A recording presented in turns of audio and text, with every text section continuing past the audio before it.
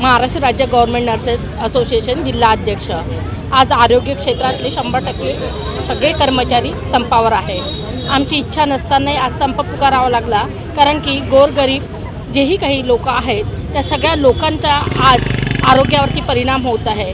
परंतु याची जबाबदारी शासनावर आहे, कारण की या अगोदर आम्ही बरेचदा शासनाला सांगितलेलं आहे की संप हा आम्ही ऐच्छिक करत नाही आहे, तुम्ही मजबूर करता आम्हाला संपासाठी।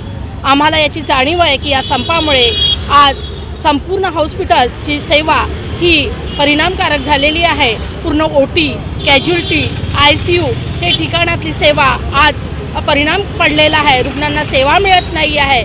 अशा सेवे जर सुरळीत चालायचं असेल तर शासनाने आमच्या कर्मचाऱ्यांचा विचार केला पाहिजे आणि आमची जी जुनी पेन्शनची तिथली मागणी आहे ती मागणी पूर्ण केली पाहिजे। कारण की आजच ही मागणी आम्ही एकाच दिवशी मागत नाही आहे आणि संपावर जात नाही आहे। वर्षानुवर्षापासून आम्ही ही मागणी मागत आहे, जेव्हापासून त्यांनी बंद केलेली आहे। कारण शेवटी आमचाही म्हातारपणाचा प्रश्न आहे। आज जर आम्ही रस्त्यावर आलो नाही तर म्हातारपणात हे शासन आम्हाला रस्त्यावरती कटोरे घेऊन फिरवल्याशिवाय राहणार नाही। आणि म्हणून जोपर्यंत आमच्या मागणीवरती सकारात्मक विचार करत नाही, जोपर्यंत लेखी स्वरूपात आम्हाला आश्वासित करत नाही, तोपर्यंत आम्ही आरोग्य कर्मचारी आणि संपूर्ण राज्य कर्मचारी या बेमुदत संपामध्ये सहभागी आहोत आणि हा सहभाग आम्ही असाच ठेवणार आहोत।